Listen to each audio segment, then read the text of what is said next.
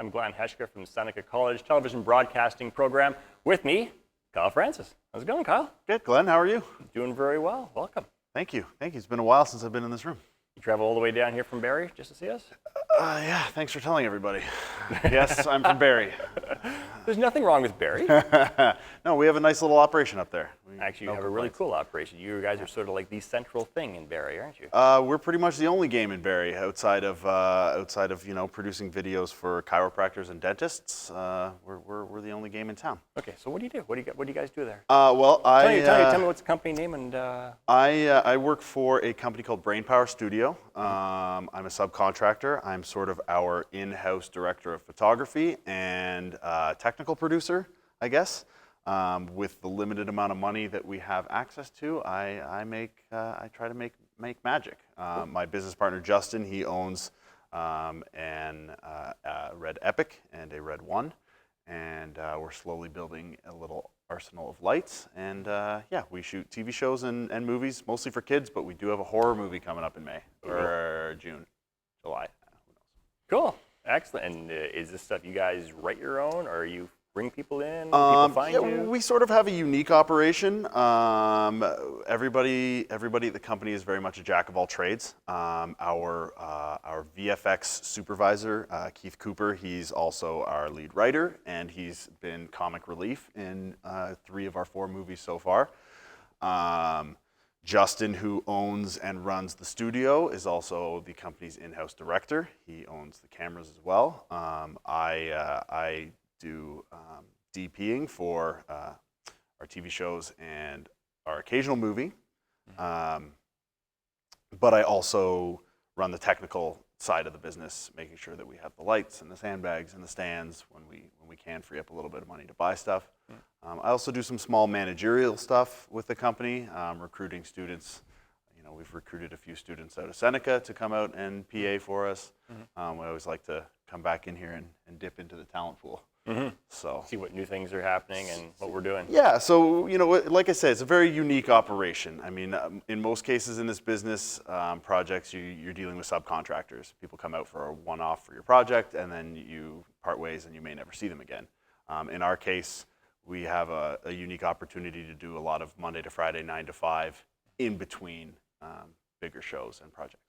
Cool. All right. So Seneca, let's tie that back in since we talked about it a little bit. You came out of here in 2008. 2008, yeah. I did film studies at Laurier first, which left me with 0 technical knowledge. So I thought I'd come here and pad that theory with a little bit of technical background. So yeah, graduated 2008. Yeah.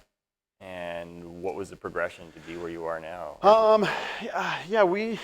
I went into a lot of corporate stuff right out of the gate, which initially made me some good money. And then I started getting stiffed, and some of your students will discover this, that you don't always get paid for the projects that you work on. In this business, there is a bit of that here and there. So Justin and I worked very closely together on a lot of corporate stuff. After we got burned, say 2 or 3 times, we decided it wasn't creatively satisfying, and the money was sometimes good, but not always reliable. So we started doing $300, $400, $500 music videos. We had a Red One, we had a small Mac Pro with Final Cut, and we just kind of did our own thing. And we charged significantly less than industry standard for the equipment in exchange for roles. So we would go out and Justin would direct, and I would DP, and we would make 0 money. And there was a few years of relying on our parents to help us put food on the table and stay alive. But we've finally sort of arrived at a place where we have some steady work, and we don't have to. The best part about it, we don't have to commute down into the city anymore. So you like Barrie, is what you're saying? It's got some appeal. It's got some appeal. If we need desert, we go to Wasaga Beach. We need mountains, we go out to Collingwood. We're really at the heart of it. And then you need the metropolitan area. You can always come down to the city, but our rent is so cheap. Yeah. So you guys got a little studio there, right? Yep. We have a 7,000 square foot green screen studio. Our green screen is very comparable to this. We have, we're sort of competing with the guys like, say, Pie in the Sky or Wallace Studios down in Toronto. comparable in size, but slightly bigger. The thing about Toronto studios is they're all very long and narrow, just because the property tends to lend itself to that. Yeah. We were able to get into. We're in an old makeup manufacturing plant that the new owner bisected up into units, so we were able to sort of custom build the studio to our purposes. Yeah. Okay, so those first few years, good struggle. You were doing stuff. Sometimes jobs weren't coming. Yeah. What was it? Apart from just determination, persistence, stupidity, what was it that really got you? What was it made it work? Surrounding yourself with good people. I know you had Craig talk about etiquette and attitude. I think that really is a big part of it. I've had a few people that have come out and worked for me that have just had the wrong attitude, and we've had to cut ties with.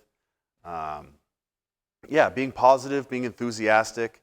Things aren't always going to go smooth. You're not always going to get paid, but if you keep a smile on your face, the work comes.